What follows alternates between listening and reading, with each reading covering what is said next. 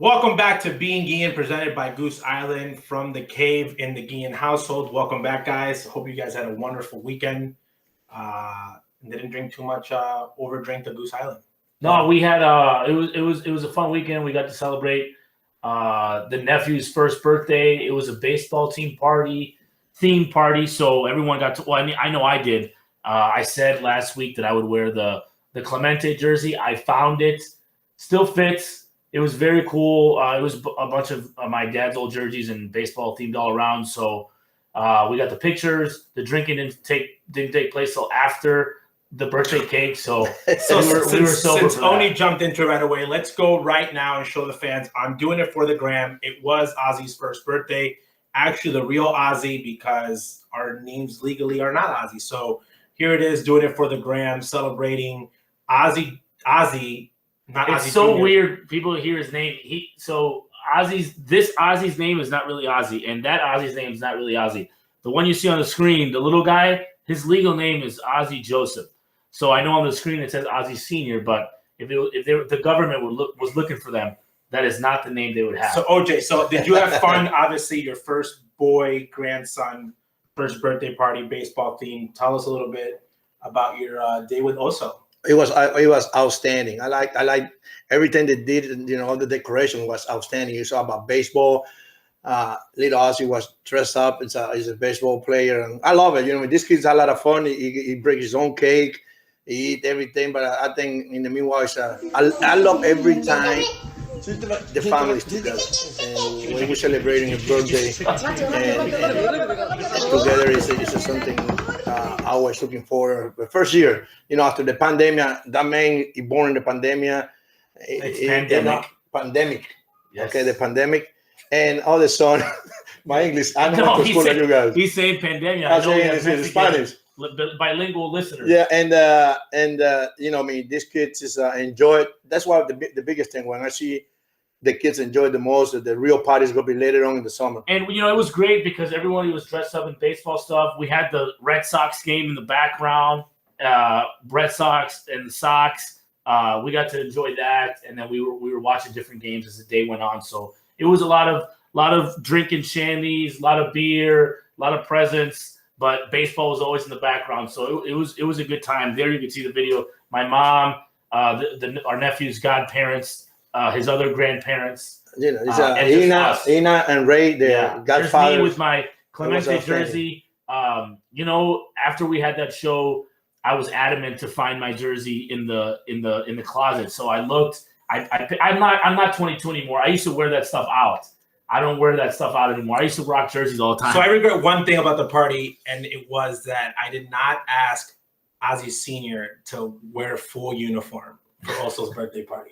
Full managing uni. I don't mind. You asked me about it. I know you would have done it. That's why I would have asked. I will. I don't know. Maybe my pants don't fit like anymore. Santa Claus. Say, hey, can you dress up and shake the kid's hands? So again, we got it out of the way. I don't know if my wife's gonna allow us to have another birthday. One thing that I was surprised she made me do it. He did rock a White Sox jersey. I don't have a favorite team now,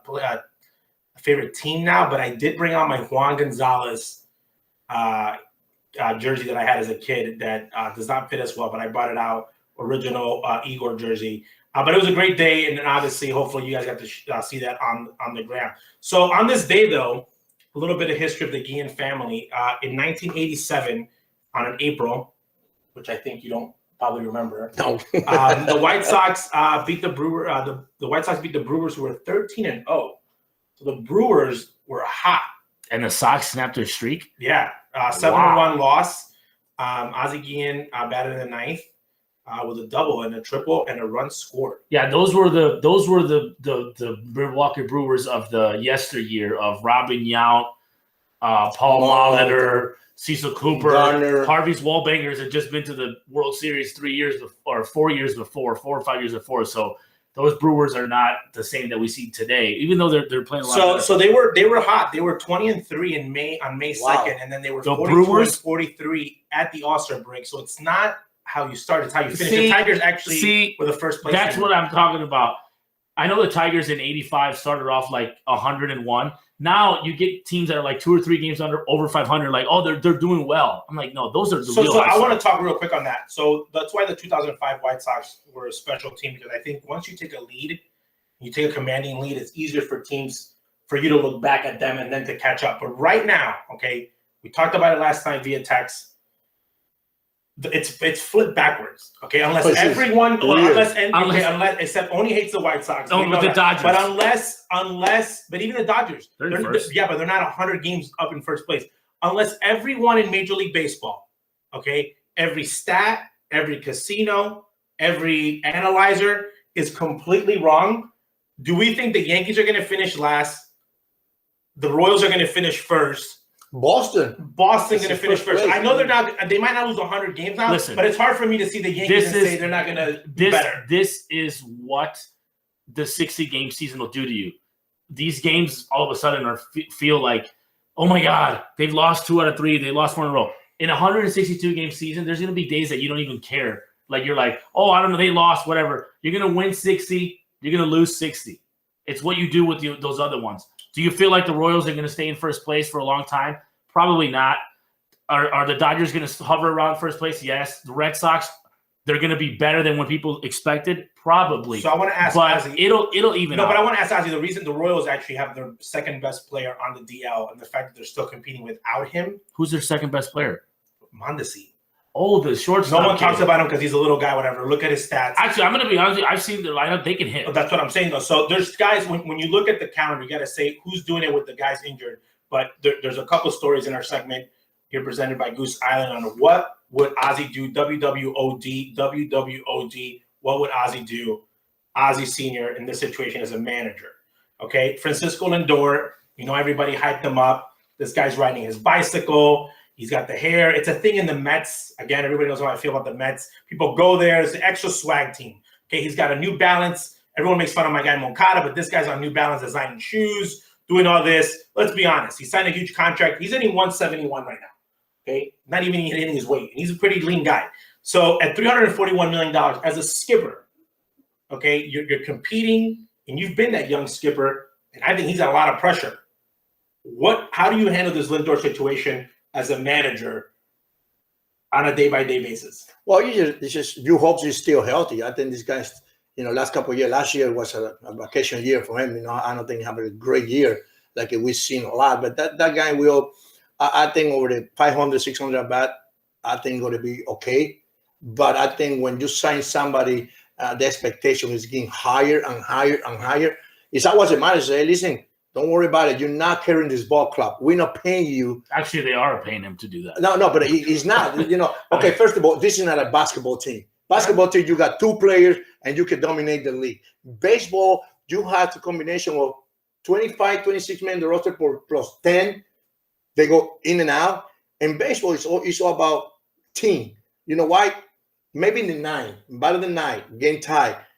Lindor might not be the hitter. Yeah. Maybe your batting 9 guy, the guys, hope anything for him. He's a batting 9 hitter. Now you got to root for that guy. And that's why it's very important. Play is a team. Win is a team. Now, individual numbers, that help the team to win games. But meanwhile, Lindor cannot go there and do it by himself. Well, this is the part I want to talk about in our next one, which is the Yankees. And I'm going to say this. I know baseball's been up. The viewership is through the roof. Even without including the fact that there's blackouts, meaning that whatever region you're in. But as much as fans are loving it, don't get mad at me. Here comes the Ozzie hammer. There's been really bad baseball being played. Well, we're talking about baseball being played. I'm talking about runner on second, no outs, runner doesn't get pushed over. Guys are just swinging. Like I've never seen so many strikeouts with bases loaded or runner on third, like production. So I feel like Lindor. Like, he's not going to go and hit 60 home runs. Let's be honest. It's not the same thing playing in Cleveland than it is playing in New York. No. He got a big contract. This couple days ago, he finally hit a home run, his first one of the year. He hit it against the Cubs. Maybe that's a sign of things to come. Lindor is suffering from, I don't care who you are. You sign a big contract, you want to show people that's worth it. And we never saw him do any of these things in Cleveland. Now, New York, he's getting all these sponsorship deal, spotlights on him. You'd hope that he comes out of it because he's a very talented player. His track record proves so. I just know that it's kind of hard to, you don't want to judge a guy off the first, 12 to 13 games, but spotlight's on him. And the Mets have a target on their back because they have a new owner, like a shiny new car. But he's not the only guy that's not hitting. So Christian Yelich has not hit a home run. No, Ramirez is. So there's guys that players. You talk about strikeout. I don't remember seeing on the ball game. I was watching it. They got bases loaded, no out, no runs. Next team comes to hit, bases loaded, no out. Same situation, no runs. We see a lot of bases loaded, no out. They only score one run. But this is what's going on in the game. Javier Baez, our guy in Chicago. Javier Baez has how many home runs does he have? 8, 9. He's either home run or strikeout. He's on pace to strike out 300 and to break Mark Reynolds' record. This is Javier Baez. By the way, and that's why I think a guy that wants a contract like Lindor.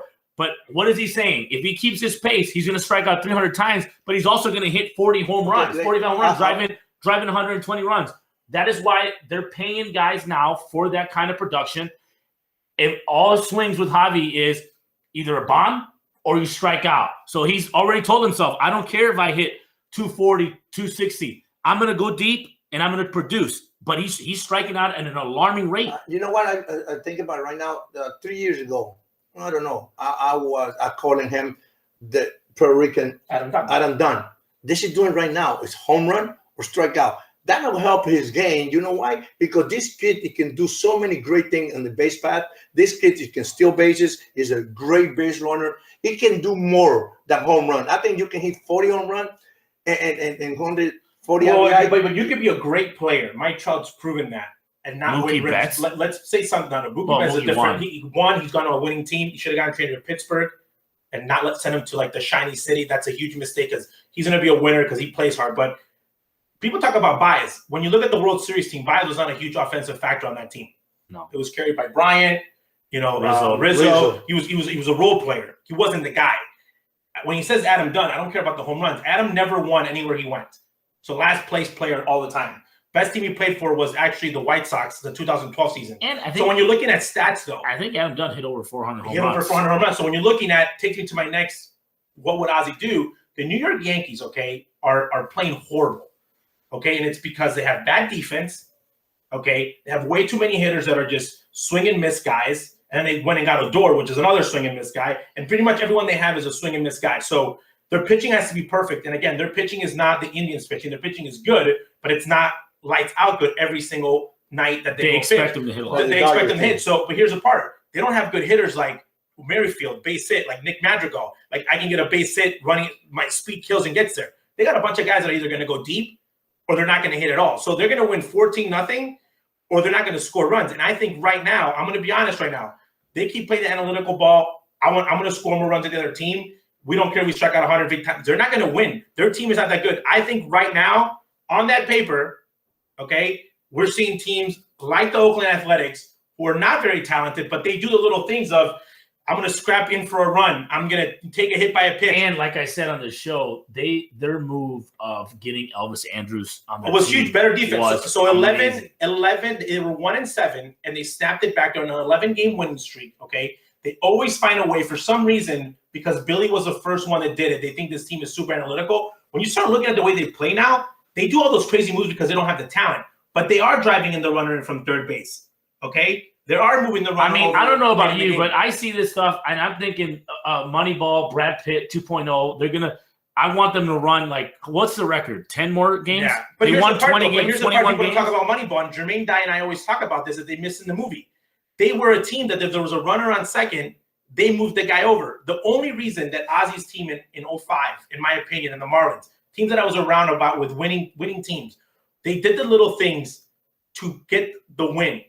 No one was really concerned about, hey, I'm going to hit 45, I'm going to hit 50. It was like no MVPs, like hit the runner over. You're trying to get more runs than the other team. So for a manager, I think that's super important because Booney is literally sitting there doing nothing. You know what? And someone said this. Is it Aaron Boone's fault? No, I don't think it is. It should be Brian Cashman, who's on a hot seat, who's had his job for a long, long time. And New York, it's either World Series or bust. Brian Cashman constructed this team. Stanton, Judge, Sanchez. Their best hitter is probably the second baseman, LeMahieu, Glaber. a lot of guys that do a lot of the same things, and they've spent money. Tanaka leaves them. They went out and got a couple guys like Kluber, like hoping they'd bounce back. But if New York fails to reach the postseason, I don't see how. This is on Cashman Moore. The fact that Gleyber's a shortstop. Okay, Gleyber was not a good shortstop when he was 10. Okay, in Venezuela, he wasn't a good shortstop. It was like, oh, he plays short, he'll get moved. So again, defensive. This guy's going to hit. Again, a team builder on offense. I want to ask you though, as a player and as a manager, I don't think as a manager your team's ever started that bad and came back. But as a player, were you ever part of a team that you guys started off really, really bad, and then you guys put in like a 15-game winning streak and came back and were in the fight, or the opposite, where you guys started really hot and then? I remember one time we was so bad. I remember Tom Pashore. He said, if we win 8 games in a row, we're back in first place, and we'll cut my hair. Bald head. Yeah. And we did. We win 8 in a row. We back in the pennant race, back in the hunt. But in the meanwhile, it was too many games to cover. Yeah. Then all of a sudden we cover, we're back in the hunt. But in the meanwhile, I critique the April conversation. People say you don't win divisions in April. You can lose them. But you definitely lose it because when you need to make too many games up. I'll give you an example. Because you have to depend on other people. So here's the part for the White Sox, okay? Everybody's like, they're facing the hottest teams in Major League Baseball. They hope that this stays like this because April and September are their easiest months. Yes. Okay, so when you got to look at schedule strength, I think, again, when we're going analytical a lot, and the teams that were supposed to be analytical, like Tampa, the Red Sox, are just scrappy. Like you look at Boston's, but Alex is, hit and run over here. Let's get a run here. They're not perfect, but they're doing a lot more than the other teams. Because when you're looking at a team like the Dodgers, okay, and the Dodgers are they can run. The Dodgers run really well. Yes, they catch the ball. Great defense, and they got guys like Mookie Betts went from like right field to center, and they didn't miss a beat. So their depth is really good, and they play good baseball. So they're not these like big power hitting team. It reminds me of my favorite team growing up, the Texas Rangers. Pudge, Igor, oh my God, Canseco, Brian Palmeiro, Ruben Sierra, Julio Franco. We always had the greatest offense always, but their pitching wasn't great, and they cannot catch the ball. Yeah. And in the grind, they're hitting every year they got into the playoffs, got destroyed. We're looking at right now with the Twins. They're struggling because they can't get a guy at the end of the game. The worst pitcher, by the way, ever to start in a relief appearance. He's actually -2 games. Colomé. Basically, he's costing because the Twins. I think he's cost the Twins 4 games. Yeah, but like in the stat wise, he's costing the team 2 games. The most that players ever cost somebody is like a game and a half. Colomé actually dumped it 2. So that's another conversation for a deeper day. But I wanted to dive deep into you guys because we've always talked about in the Guillén household about baseball and going to games. So I never realized how lucky we are that you don't really have to pay for tickets when you're in the Guillén family. I actually paid one time and La Vida reimbursed me in a spring training game. Another time it was a mistake, but we've always been able to take care of by teams, players, friends. We've been very lucky, and obviously most of our adult lives we've covered a team or worked for a team, so we always have access to the games. That being said, one of the advices I always take, even in my professional career of always trying hard, was Ozzie Guillén, as a dad, always had a favorite quote saying, "You always have to play hard because you don't know who paid a ticket for you to come to the stadium to watch you." So my ask was this: if you guys had to pay for a ticket, okay, who would be the player that you guys would go pay to go see today? Me, I'll start off. That's easy. I can go see him in the north side of Chicago. Very easy. For me, it's Javier Baez. No one has ever looked cool until this guy strikes out and he looks good.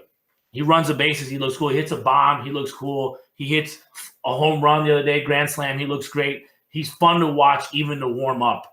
I like even when he runs the bases, he's exciting. Making errors. He made an error the other day in Milwaukee. He threw the ball into the stands, but it was Baez. To me, that's who I would pay to go watch. But I like guys that are electric.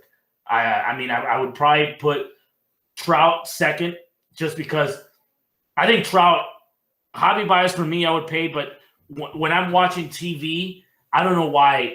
He plays on the West Coast, so it's hard. But if I could watch Mike Trout's all his at bats, I could if I had the app. His at bats are like Picasso. Like, I'm like, how does this guy, like, he never gets fooled. He only swings at strikes. When he does get out, it's like he fouls pitches off. Like, he'll even like they'll get him 0-2, and then he's like, okay, I'm gonna lock in more. Like he doesn't give a bet. Exactly, and that's what it's exciting. So to me, it would be Baez and Trout right there. You're in the same page. I love Trout. I do love Trout because that guy can do everything in the game. You see this kid playing center field, you're like, wow. You're not supposed to, he's a big kid, and you're not supposed to see a center fielder get that great jump all the time, throw the right cutoff man. For me, the guy I love to watch play, even I hate it. I hate what he does. I really do hate what he does. Is Acuna. So here's the part I'm gonna explain to you. I hate what he does. You know what I mean? We're gonna explain this. I have a differentiator in Acuna. I hate the selfies. I hate the selfies. I hate when he forgets about stuff. You hate everything else but this. No, but when he plays just on the field, when he says, "I'm going to turn it on," he's the best player in baseball right now. This guy is like beating out balls, like ground ball to shortstop. That's safe. Scoring on a pop up to the shortstop. This guy's like running from third to home. In the outfield, he makes great plays. So I like him in that sense. I'm not a big people confuse the swag, and this is where they make the mistake with Trout. Oh, he doesn't have swag. La Vida Baseball loves swag. We judge guys on like he's got the how many chains? I got 7,000 chains. I got all this. Like we judge how many tats? How many tattoos? The music. I'm more old school. Like I look at Trout, and my swag is this guy goes in, game out hard. My favorite player to watch that I would pay a ticket is Mookie Betts. Okay. This is why. Because Mookie is that's a real pro. Not a lot of swag in the sense that he's not up there like high-fiving and stuff. Oh, but I know they win like this. Because it was a huge play, and that's going to actually go into the next subject. Yeah, with the rivalry. But I love him playing because he gets excited in the moment, and he never takes a play off. Okay, there's a lot of players out there that are great that are going through the motions, like Trout, who's up there. Mookie has become a player that he is on every single time. He might go 0 for 4, but he'll make a play in the outfield to beat you in a game. He'll take a base. The one thing that Mookie's lucky is that he's playing for primetime Dodgers. They're correct. Awesome. If I could put Mike Trout on the Red Sox or the Yankees or playing in a pennant race in the Dodgers team, I think it would be unbelievable. The Angel just I don't like talking about him in any show, but it's like the Puig effect. Everyone thinks he was like a hustler because he licked the bat. And by the way, I told you guys, Puig's in Mexico. You did. But you know what? Somebody that I love seeing play who's not great stat-wise, I love seeing Bryce Harper play.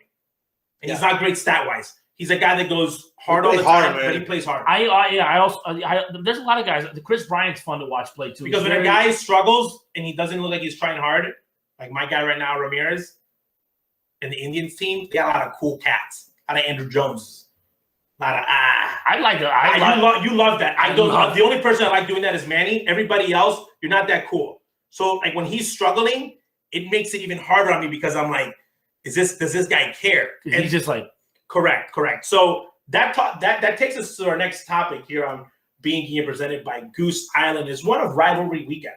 Okay, Ozzie's been a part of my favorite rivalry in Venezuela, Caracas La Guaira, which in my era La Guaira's never really had a rivalry because we've always been bad. But when he played, it was a big time thing. My favorite one that I've had, Braves, Mets. Okay, Mets fans calling every name in the book to the wives and the family members on the John Rocker series. Braves, Phillies, and by the way, I'm gonna go on a limb and say we whooped them on all those rivalries during those years. The White Sox, we really had a rivalry. Toronto wasn't that crazy. The Cubs one, but Ozzie as a manager. Not as a player. As a player, I'm saying they didn't have twins. The rivalry as a player, as a manager, Ozzie had the Cleveland Indians ones. Travis Hafner hated everyone on the White Sox and everybody on the team. We had the Twins rivalry, which I think was more of a mutual respect. They owned us. We knew that we needed to survive. And then the one that was, I think the Cubs one did not get worse. Okay, that fight. No, it did not get worse because Ozzie and Dusty were the managers. Had that manager been Buck Showalter or any other manager in the league, what was the guy in the Orioles? You imagine if like the Orioles manager. I'm gonna be honest with you. I'm gonna play. I was in all those games and I experienced it as a fan.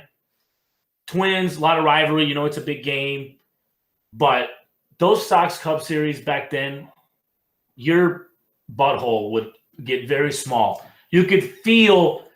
Because both teams are good, You can feel like when you say you can feel the tension in a stadium, you could feel the tension in the stadium, and then obviously it erupted with a fight. But it was bubbling, and when you can feel it when you're in a clubhouse, like everyone's on edge. You had Zambrano, people are getting hit.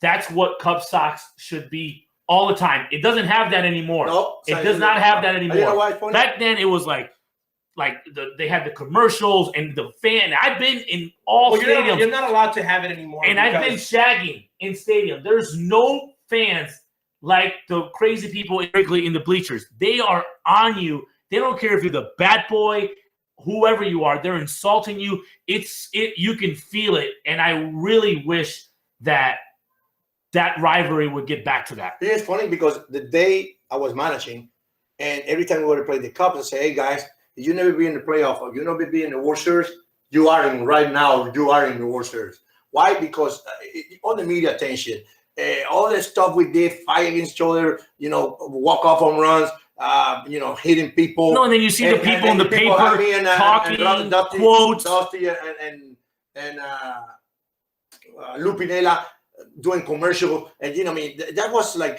that was the closest ever you can be at the World Series. To be honest, each other, it's probably even more than when you had more tension there than you did when you played the Astros in the World Series. You had more tension there than you did when you played the Red Sox or the Angels. It was like, Hey, remember you guys? When I say play against the Cubs, if we win, we'll go out. We'll go out to the restaurants. If we lose, we stay at home. Mama got to cook. I know I'm going now. I'm being complete. I know we have a lot of Cubs fans and Sox fans. Obviously, it's like I never got to live the Red Sox Yankees because I don't live in the East Coast. But that's got to be. It's got to be like North Carolina. So I went to a Red Sox. Like Madrid, Barcelona. It's very like I've been to a Red Sox Yankees as a fan when Urbina was the pitcher, the closer for them. So like 2001. So it's always been intense because obviously both teams, and there's a lot of history, and you can obviously Google it and look at all the history, but one that I've always been to that I went to as a kid, okay, and I know it's a rivalry, even though one of the teams has never been really good, that Padres-Dodgers rivalry, okay, is going to take another level because there's so much history in the sense that Dave Roberts wanted to be the manager of the Padres. He gets looked over, okay? They get the other manager, doesn't work out. There's a lot of backstories. Then there's a situation where Manny Machado plays for the Dodgers, leaves them. Number 8. Then makes a video, we're going to get to the World Series before you, makes all the money. Now the Dodgers go out and get it. Okay, they go and get a ring. They're still good. And then the Padres go in and have an offseason that's crazy. But why do you think now, like we just saw 6 days ago, I told you guys to take the Dodgers. They won 2 out of 3. The only reason it's good is because both teams are good. Well, not only that, both teams are expected. I think not only because they're good, though, but I think that because the intensity level that we have not seen in ages from Dave Roberts or the Dodgers, the Padres, let's be honest, the Padres got popular because we ran it here on La Vida Baseball about 1,000 times, and every other news outlet ran it about 3,000 times. Was a stupid home run that Tatis hit, and the manager said, "Why are you hitting with the thing?" That home run got Tatis $400 million. Nobody knew who Tatis was other than his dad played baseball. Vladdy Jr. is having the best year this year, and no one's talked about him except his way. That's what I'm saying, though. But Tatis Jr. became like super famous, like hit the home run. Against Texas. Old school against Texas, the whole drama. So now he's here, and he got paid. Then he gets paid, but that team's always had that swag. A lot of guys that you don't like. They're in Los Angeles now. I really believe that the Dodgers. I don't care whenever you listen to someone say it's just another game. No. BS. It is not another game. You feel different. Like it's different. So right now when the Dodgers go play the Padres or when they're in LA and you get there, you're like, hey, we're playing so-and-so. It's time to step it up. When the Braves played the Mets in all those years, you can feel like, hey, we got and that's why the Braves won. And I want to ask Ozzie, the White Sox needed a stepping stone. And I still think they do because they haven't won a division. 2004, Ozzie's a manager. The Minnesota Twins clinch at home in Chicago, in our stadium. And Torrey Hunter hits Jamie Burke. Yeah, so runs him over. But I'm saying, though, they clinch in our stadium. Everybody sees it. I was actually a promoter for the after party. Great after party for the divisional win. For the Twins, but it was a moment of truth of seeing the players with the champagne. And I think for Ozzie, it took him to the next level of like, we need to beat the Twins, because in 05, the whole goal was every time we play the Twins, we're gonna whoop on them. Do or die. So it was what did they do? The second week of the season, they go into the Metrodome and they win 2 out of 3. That's what I'm saying. So, that's how you set the tone. So I think that the Dodgers right now are the Pistons.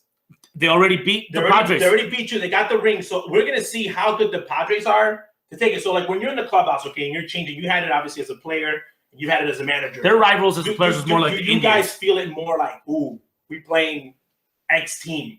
We've been hitting each other. You know, yes. We're going to go Oakland Athletics. You guys used to fight Oakland. You guys fought Oakland every other weekend. And Oakland was way better team than we are, but we compete against very well. I remember every time we played the Mets I was with the Braves. 98 and 99. Let's step it up, boys. You know what I mean? Because we want to kick their butt in their own house, and we did. And every game was close. Both teams had a great talent. And I remember John Small told me, John Small's hurt. And the only way he can throw his sidearm and knuckleball, I said, Papi, my knuckleball, my sidearm will take you to the World Series. You know, I've never been in the World Series. Like, what? You hurt? I said, no, I will pitch. And that guy pitched against the Mets.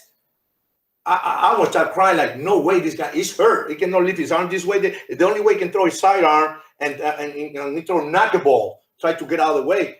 And from that day, when I see, okay, this is a competition, then Glavin, Smolsey, Nagel, Millwood, Kerry Millwood.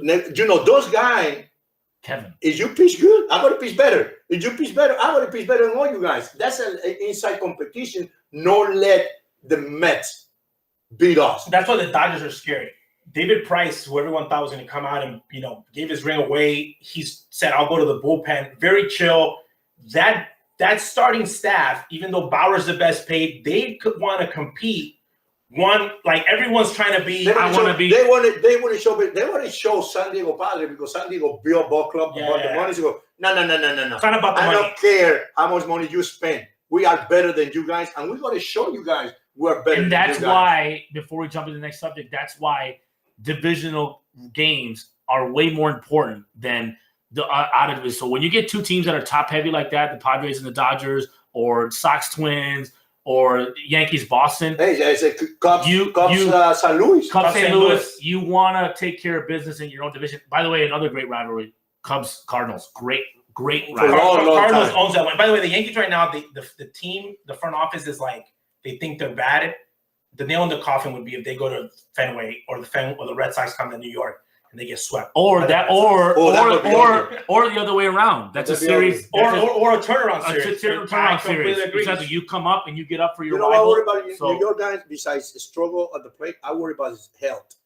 Those guys never stay healthy. Yeah, but maybe that's what they need. They need like to be unhealthy so everybody can step up. They're looking at Judge. By the way, I would trade Judge for a shortstop and a pitcher. Move Gleyber to second. Move LeMahieu to first. Make Voit the DH. I'll tell you what.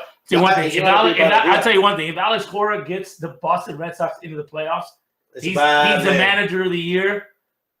That would be unbelievable because their roster, you know, JD, Xander, it's probably his best. These first 10 games have been Alex's best manager. We have a matchup. I think I'll say it later on the show, but I think Boston plays Seattle in Boston. They're both like 11-7 or 5, but like it's like a battle of first place teams. Seattle and the Red Sox. Take your bets, people. So this week on Roberto Clemente Tip Off the Cap Award, it's a weekly award that we give out. Obviously, the year of 21, presented by Vida Baseball and everything Roberto Clemente. Every week we pick a player. Last week was the great Yadi Molina. This week's winner is Mr. Xander Bogart. Okay, Bogart, native of Aruba, is actually a knight. Is Aruba or Curacao? They knighted him. I think it's Aruba. No, he's from Curacao. Curacao. Yes. Yeah. Okay, Curacao. So regardless of where he's from, he got knighted. Okay, I think knight him. Wait, you said knight him king? Knight him king. So my king. What's knight him? Knight him is when you get on your knees and they say you're okay. You tip your hat to. What in Venezuela we fought for many years in the United States. No, but here's the cool part. Every time I think about like an athlete getting knighted, I think about Beckham, the soccer David player. Beckham got knighted. David Beckham. But I also think Paul Konerko was our king, and we would tell him to knight the pitcher, like knight him king, but meaning like, show them the respect that he needs to. Listen, Xander Bogaerts is top 5 shortstops in baseball all around. I think MLB Network had him in like the top 6. I think there's 2 7. guys that are underrated. You don't play Goose By the with the way, White Sox. by the way, No, but there's he- 2 guys that are underrated, and he's number 1. Everyone says Tim Anderson should have been higher on the list. Yes. But Xander has a ring, okay? A great offensive shortstop, 440 But right now. speaking of the non-swag, But quiet, he's a Yes. boring, he's like, boring. Exactly. He's Cal Ripken Jr. Very Doesn't get the ball. He actually had a really bad series with the White Sox, but he's a shortstop that does not make the plays in the hole. But if you hit it to him, You out. you're out. He's very Tom Mansky, back-to-back A's. Dick Schofield. He's very like, put in my hands, you're going to be out. But again, plays super hard, plays very hard, plays very smart baseball, but doesn't have the swag. Doesn't do a little dance. Very quiet. He's a swag coach. So I think Xander Bogaerts, and that's very cool that he got knighted. But Xander Bogaerts, and we'll see how it basically on that team. It's basically him and JD Martinez as the power only offensive guys to and then you Right. obviously have Verdugo and Marwin and But TK. only guy, and this is the reason that he is there in first place, that is actually knighted and has a World Series ring. Well, there you So go. that's that out there. And by the way, probably coolest name in baseball. What? Xander. It's like with an X. Bogart. The best Yeah. part is that he's from an island where 30 years ago. Yeah, They I had mean, one guy this who guy. could I do mean, it. I'm honestly, I every night after the games, I check the box scores to see did the Red Sox win again? Did they do it? And if they are, hopefully that's what we want to do is ride that wave, stay hot, and play meaningful Only games. secretly August, rooting for the September. Red Sox. What? You really want them. I would want the Red Sox to do well, obviously because of Alex. I'm not rooting for the Tigers. Not at all. Well, again, people say, "Oh, I'm friends with one guy," and if Alex was the manager of the Astros, I wouldn't root it for no. him. Here's the thing: if Alex would have come out and said, "I own it, it's my fault," And by the way, I would have said, not to speak of the Astros. No one likes it when the Astros lose more than me. By the way, they're so- like by 90. the Sorry, way- Dusty. But when AJ said I was naive and innocent with 6 years in the big leagues, I have issues with that. But Dusty, still rooting for you, my man. I do root for I think Dusty. it's like 8 games in a row for you, Dusty. The 9. Guillén Hey, we're gonna start fight here. I love that man. only loves. I will fight you right now. Only hates anything Houston. I like Dusty. Guillén guaranteed recap for the week, meaning when you come to us at La Vida Baseball, presented by Goose Island, and we give you a little bit of wagering. Not to do it, but if you are dabbling in fantasy or in the wagering world, these picks are actually smarter than the one that you Googled yourself or that you asked your uncle for. So these a little bit of analysis. You're drunk on Your drunk uncle that's like, take this guy. So I gave 2 picks last week. A little long run, okay? Long run. I took Jermaine Mercedes for the Rookie of the Year, okay? Anybody that's arguing that this guy's sitting alone, there's no one in the White Sox that's going to take his place. It's going to take him at least 3 months of 0 for 40s. So for someone to take his place. Not only that, because not only can he play well, he's actually a swagger magnet. I mean, great at But I'm bats, saying man. great at bats, but I'm saying like he's fighting. He gives you that a game on the line. He comes up to hit. He looks a lot more I confident. know guys get scarier when the weather gets warmer. And You and start by the way, getting- his confidence level is, if you can measure that, if Moncada had Germinator's confidence level or Pantera, Oh, God. they'd be guaranteed MVP. Let me tell you He thinks something he's about Ronald this kid. Acuna. Yes, Hey, he does. let He me say thinks he's something about awesome. this kid. This kid, the best at bat he had, he got 8 hits in a row, 5 for 5, whatever it was. Great start. When he moved the guy over from second base to third base to tie the game. To me, I jumped on my chair and said, that's the way But to he play the game. celebrated it himself. Yeah, but you know Smart. what? This guy, he's not afraid. Okay, I do pregame, postgame for the White Sox. Then I talked about it. Then on the song, I said, you know what? Let me see this kid against the White Sox. Bieber was throwing, and they like looking terrible. This kid put a bat against Bieber because Bieber lead the game like 9 pitch at bat. 9 pitch at bat. When you're a kid, I know, okay, he can be 40 years old, but in baseball, you're a kid. Yeah. When you're a kid in baseball, I put that kind of bat when the best pitcher, maybe top 3 pitcher in baseball, and you put that kind of bat, I tip my hat to you because I say, okay, let me see what this kid has. Now I'm going to face a real one. Yeah. Oh my God, I that's why I think this kid, you know what, he's not going to hit 390. I hope he does. but this kid is outstanding and fun to watch. Everyone's talking about it because, and I said he wasn't going to be good. Randy Arozarena must have lost his cowboy boots because he hasn't been mentioned once. World Series hero. Because you can get hot for 2-3 weeks. That's what I'm saying though. So this kid is hot, okay, but I like it. He's gonna play, he's gonna keep playing. His confidence level is great, and he's done well against really, really hard pitching because I don't care if you played 100 years. So when Eloy gets back, Eloy's left field. Oh, probably. Of course. He'll be DH. Eloy should be the DH. You're mean DHs. I like Jermaine more in left field than I like Eloy. You're mean as a DH. Oh, whatever. We saw him play first. He bobbled a couple balls. No. First baseman. That was no. Jesse wasn't first baseman. No. That's a catchable ball. They want to give it to him. No, this man he got 3 feet away from first base. I mean, he bounced the ball. He bounced it. Oh, that's like that throw. So wait a minute. And the guy said he bounced it, and you look at him and go, throw that ball out. I love that. I love it. The ball's right there, and the guy goes to show me bounce. So this is the big league. my place. My place for this weekend is I'm gonna take the ball. I'm gonna parlay Boston to beat Seattle. They're gonna win that series. I'm gonna take the Dodgers again to beat the Pirates, and they're gonna be Pirates. I mean the Pirates, the Padres, the the Dodgers over the Padres, and I'm also gonna throw in there, of course, the Sox should destroy Texas. Texas is not good at all. They should go into except one game. Whose game is that? Oh, the Dane Dunning game. Dane Dunning pitches. So Dane Dunning is an ex-Sox. He pitches that first game. The Sox probably lose that game, and then they win the next 2. That's what I'm going to parlay. I want to see Dane throwing there. That's what I'm going to parlay those. He's an ex-guy. They traded for him. He's going in there to deal. I just think that he's pitched. And he's a righty. I'm saying, no, I think he's pitched really, really well. So no one talks about him because he's in Texas. Once you play fantasy baseball, this guy's pitched really well game after game. Again, it's the Rangers. It's a wild card team. Like they scored 20, scored 0. I think that teams should be watching for, obviously, when you're doing your parlays, anyone that's pitching against the Cleveland Indians, take the over on strikeouts. Lord have mercy. And the under on runs. And the under, no, they can't score. They don't hit. There's going to be that I'm going to be. They can't score. Okay. I know they can't score. They're bad at bat, too. I know they can't score. I know they can't score. I know they can't score. They're in second place. No, I know. They're in second place. They just pitched that well. Their whole staff.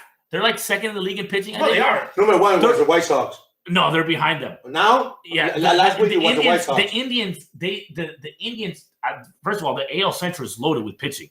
The Indians, the Sox, and the Twins are all in the top of pitching, except for Coleman. Please, that's the only one that's ruining it. Yeah, but he came and he pitched up. The Indians will be in games. Oh yeah, they will be. But I'm saying though, like when you're looking at offense, they strike out a lot of free swingers. Ramirez needed help. Ramirez had Lindor behind. Well, he's also like 20 pounds overweight. And I'm very curious to see how the Royals play this week because if they hadn't lost a series yet.